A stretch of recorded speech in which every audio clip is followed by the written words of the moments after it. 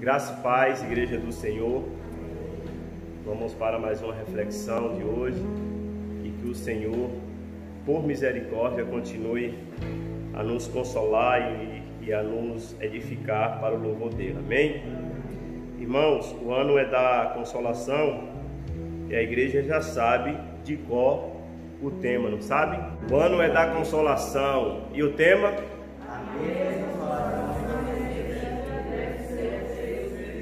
Amém, louvado seja nosso Deus. E o tema do mês, quando fala de família, é sempre um desafio, não é, irmãos? É coisa forte, porque não adianta ser o cara fora da família e dentro da família não ser aquilo que você diz que é lá fora. Não adianta ter consideração de toda a cidade e dentro da sua família você não tem essa moral toda. Família é desafio, sim ou não, igreja? Mexe, só o nome família já mexe com as nossas estruturas. Então, veja, Jesus consola ministros para cuidar das famílias. 1 Timóteo 1, 12, 5 e 8. E dou graças ao que tem confortado a Cristo Jesus, Senhor nosso, porque me teve por fiel, pondo-me no ministério.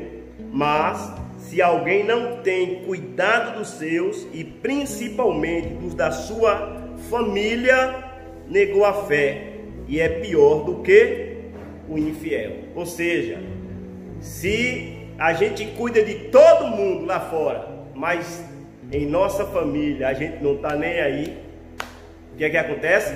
Essa fé é válida para Deus? É pior do que o infiel. Porque tem infiel aí que dá show nesse negócio, é ou não é? Cuida muito bem das suas famílias. Então é muito bom todo mês a gente pensar nisso. Minha família, minha família, minha família. Eu preciso ser ministro da minha família. Deus te levantou para isso.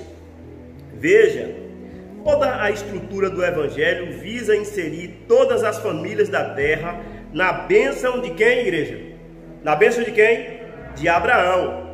E para tanto, Jesus Cristo chama os fiéis de todas elas, dando-lhes um ministério de cuidar, principalmente da sua própria família, confortados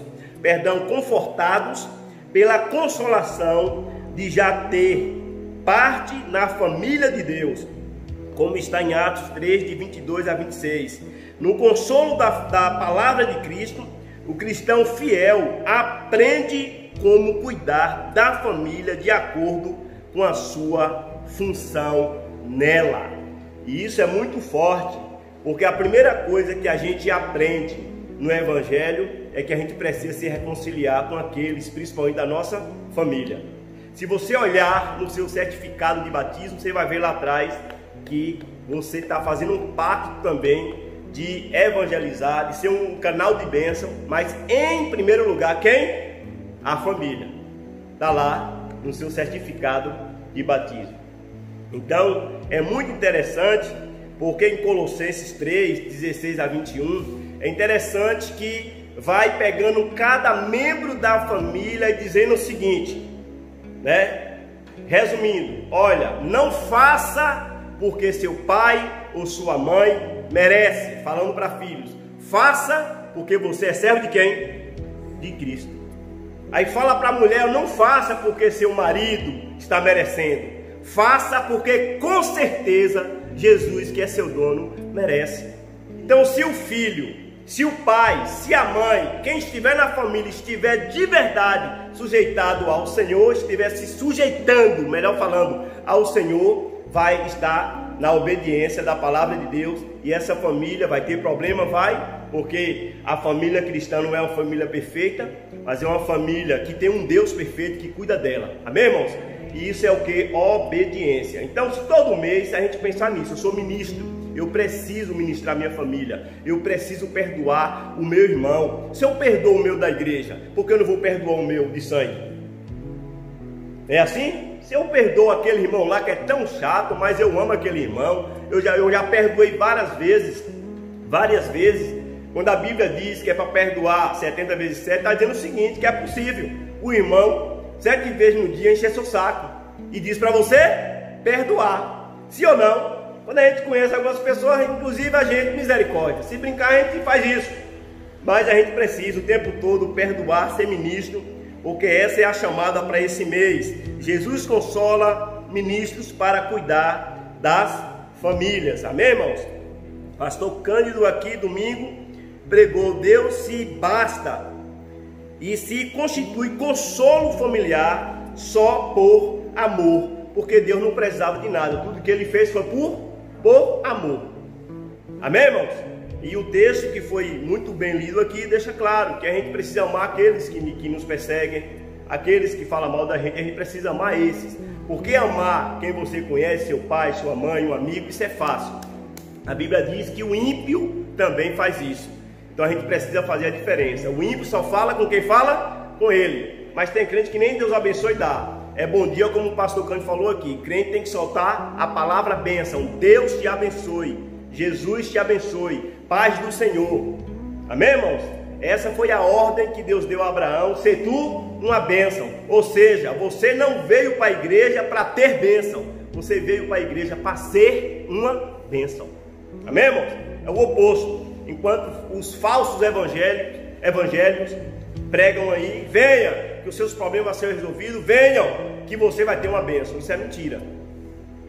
Quem vai com essa intenção já está entrando no caminho errado. Você vai para ser uma bênção, porque a maior bênção de Deus já está sobre a sua vida, que é a salvação em Cristo Jesus. E todas as coisas que vier são mimos, amém? São presentes, são bênçãos de Deus para a minha vida e para a sua vida. Veja, saber que Deus se basta faz perceber o seu amor pela humanidade ao consolar com a promessa de ingressar na família divina os que choram, os que pacificam e os que amam e intercedem pelos inimigos, aceitando o conselho de saírem dos ídolos, porque foi isso que Abraão fez, entendeu? Tudo está ligado uma coisa na outra. A chamada de Abraão foi saindo disso: larga tudo, sua família, inclusive que era idólatra, amém? Ou você não acredita que Abraão, na chamada, ele evangelizou a família dele, sim ou não? Isso é prova que teve um sobrinho que se converteu e foi, amém? Então é interessante isso, a gente frisar isso. Então veja, então quem se converte já sai dos ídolos e começa agora a fazer, como uma experiência que eu tenho com minha mãe Luzia, que todo ano dava reza, né, era idólatra. E para a glória de Deus, eu expliquei ela, e ela entendeu que ela era idólatra e rompeu com isso, amém, irmãos? E hoje só adora o nosso Senhor e Salvador Jesus Cristo. Então é para ser ministro lá dentro, amém? Olha, tá errado, isso é idolatria, né? Então tá errado. Por isso que é interessante a gente estar nos cultos, nas palavras, nas EBDs. Passou, né, o mês, mas não pode passar EBD dentro de você. Você tem que continuar vindo, amém? Tem que continuar estudando.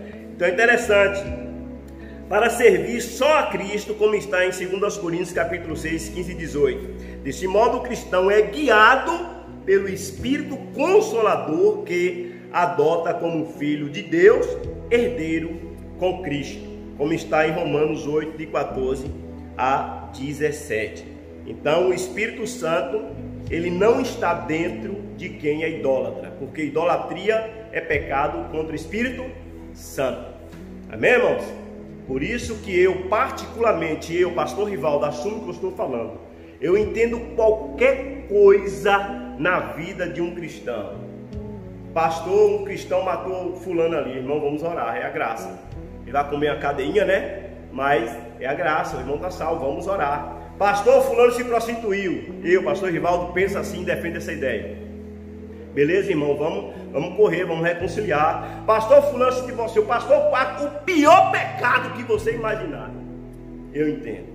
Agora não venha com essa conversa dizer que você é crente e agora você voltou para idolatria de novo, não. Os irmãos concordam?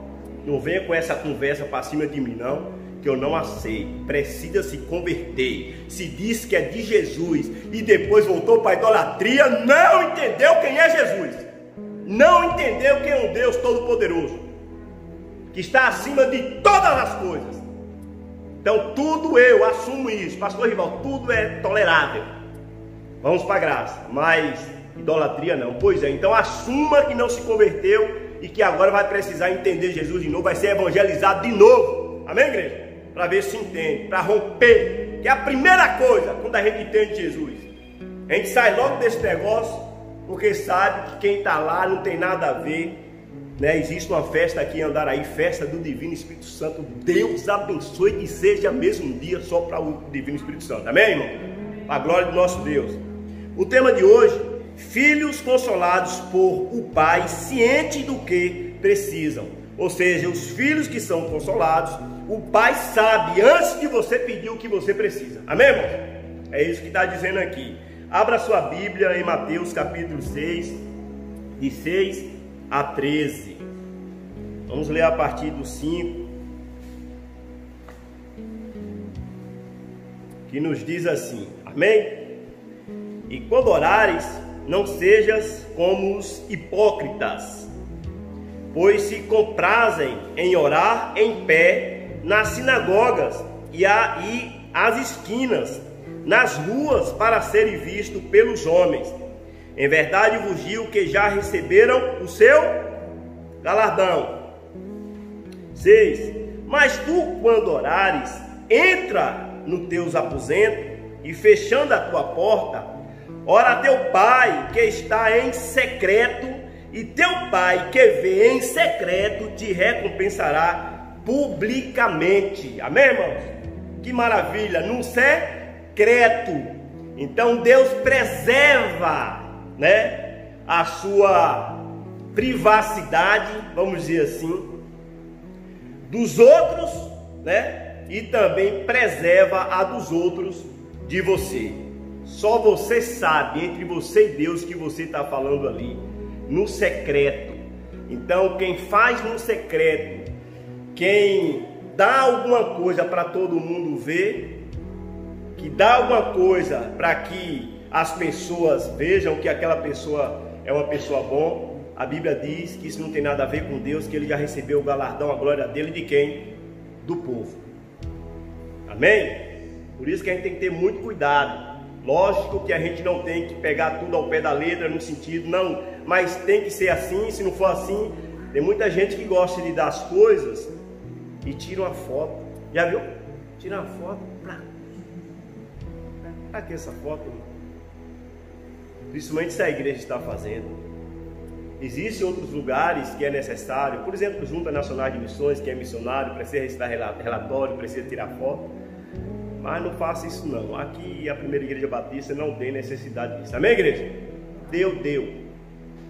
É bênção do nosso Senhor e Salvador Jesus Cristo. Se a pessoa quiser tirar uma fotinha, né? Vem cá tirar uma foto, beleza. Mas a gente precisa ir prestando atenção nesses pequenos detalhes, né?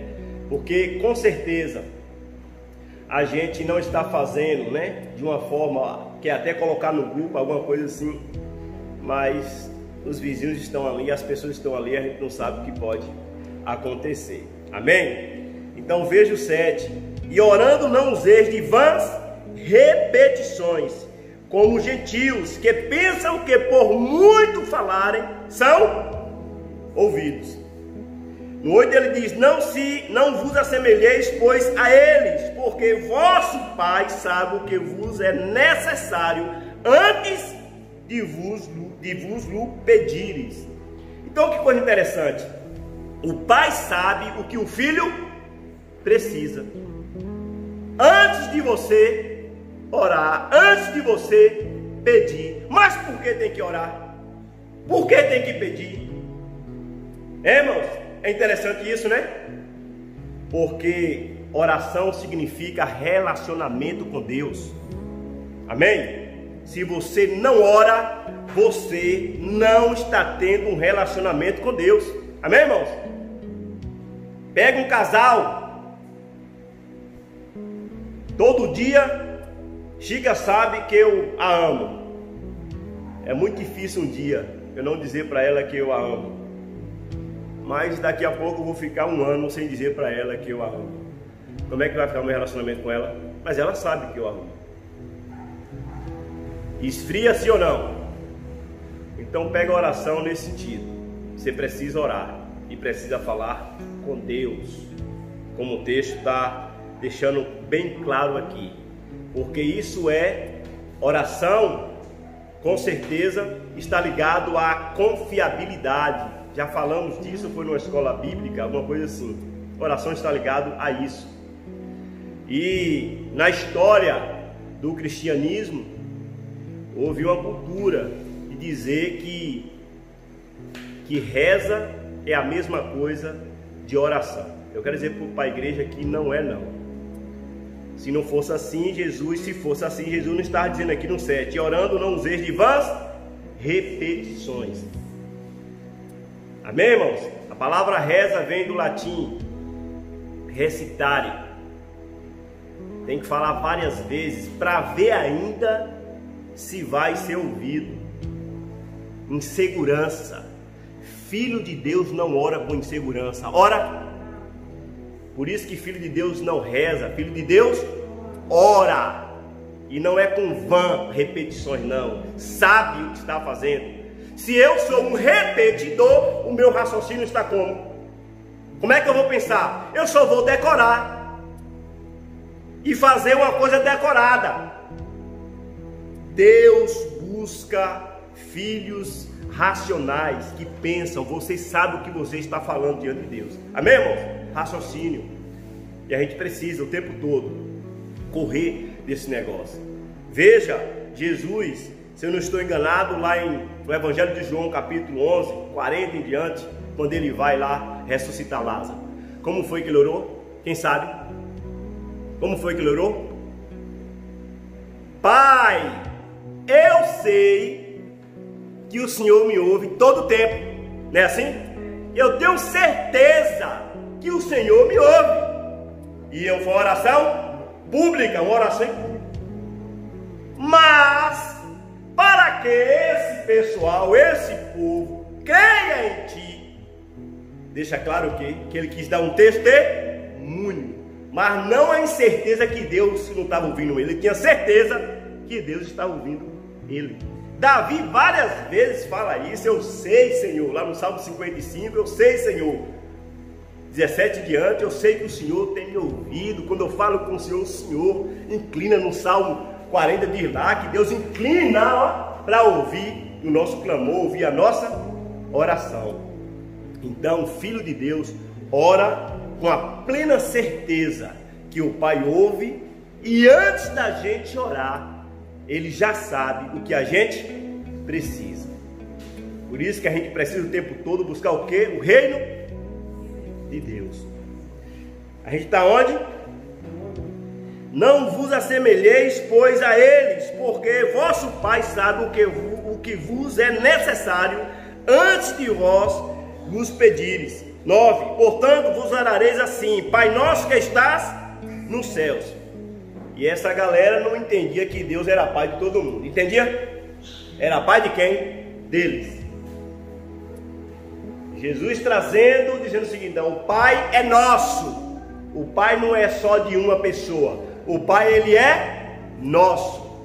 Como alguém já disse, o pão também é nosso. Então veja. Portanto, vos orareis assim: Pai nosso que estás no céu, santificado seja o teu nome. Venha o teu reino, seja feita a tua vontade, assim na terra como no céu. O pão nosso de cada dia nos dai hoje, e perdoa-nos as nossas dívidas, assim como nós perdoamos aos nossos devedores.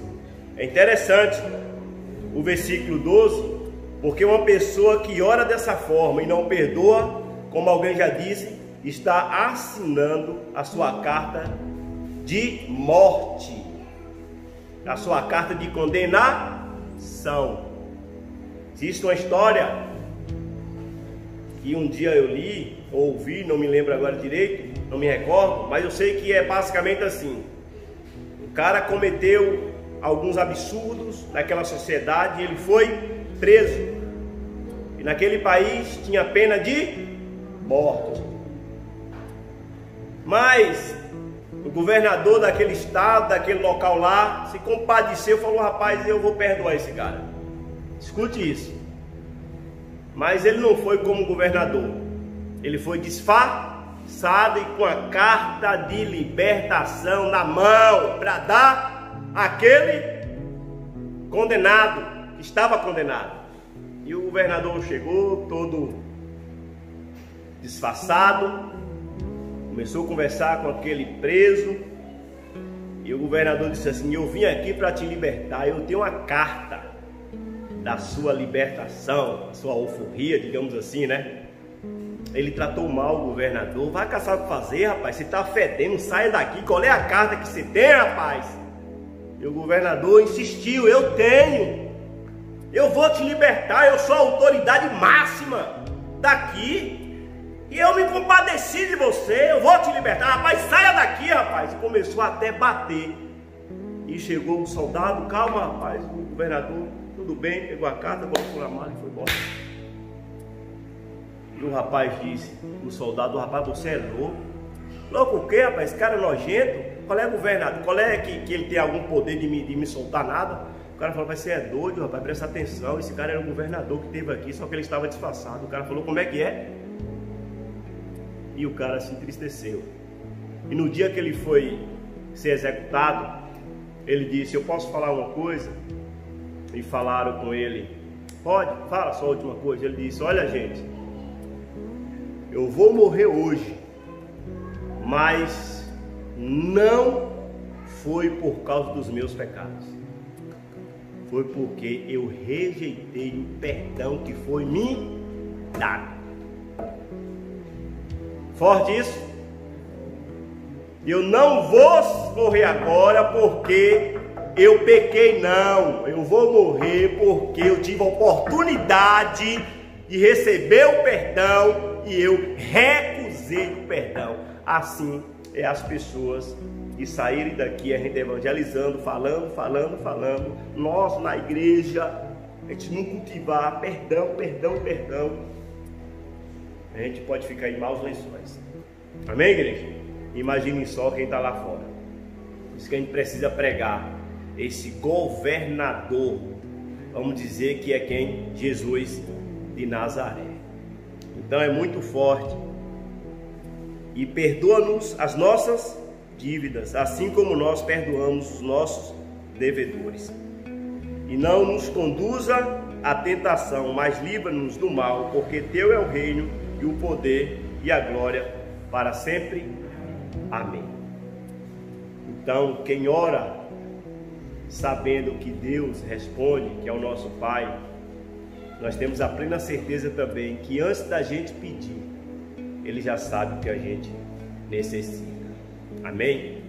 Que a graça e a paz do nosso Senhor e Salvador Jesus Cristo continue sobre nossas vidas, e que a cada dia essas palavras, que não são minhas, não é de nenhum pregador que vem aqui à frente, mas de Deus, possa fazer morada em nossos corações, de tal maneira que o exterior seja mudado.